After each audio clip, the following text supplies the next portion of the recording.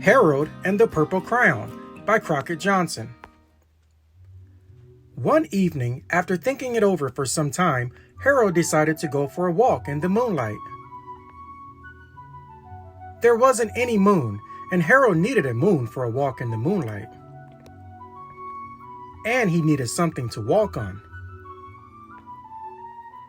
He made a long straight path so he wouldn't get lost. And he set off on his walk, taking his big purple crayon with him. But he didn't seem to be getting anywhere on the long straight path. So he left the path for a shortcut across a field, and the moon went with him. The shortcut led right to where Harold thought a forest ought to be. He didn't want to get lost in the woods, so he made a very small forest with just one tree in it. It turned out to be an apple tree.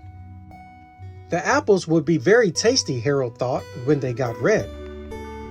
So he put a frightening dragon under the tree to guard the apples.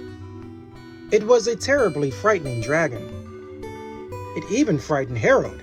He backed away. His hand holding the purple crayon shook. Suddenly, he realized what was happening. But by then, Harold was over his head in an ocean. He came up thinking fast. And in no time, he was climbing aboard a trim little boat. He quickly set sail. And the moon sailed along with him. After he had sailed long enough, Harold made land without much trouble. He stepped ashore on the beach, wondering where he was.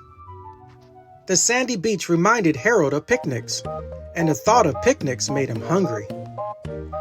So he laid out a nice simple picnic lunch. There was nothing but pie. But there were all 9 kinds of pie that Harold liked best. When Harold finished his picnic, there was quite a lot left. He hated to see so much delicious pie go to waste. So Harold left a very hungry moose and a deserving porcupine to finish it up. And off he went, looking for a hill to climb to see where he was. Harold knew that the higher up he went, the farther he could see, so he decided to make the hill into a mountain. If he went high enough, he thought, he could see the window of his bedroom. He was tired and he felt he ought to be getting to bed. He hoped he could see his bedroom window from the top of the mountain. But as he looked down over the other side, he slipped. And there wasn't any other side of the mountain. He was falling in thin air. But luckily, he kept his wits and his purple crayon.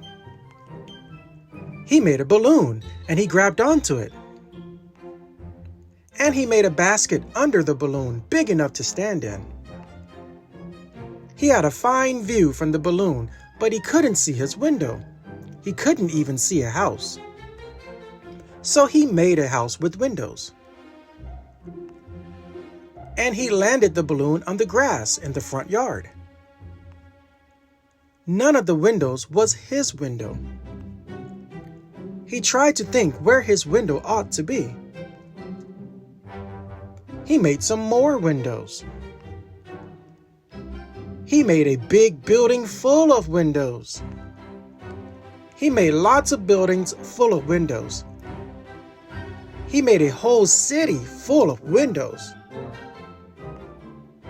But none of the windows was his window. He couldn't think where it might be. He decided to ask a policeman.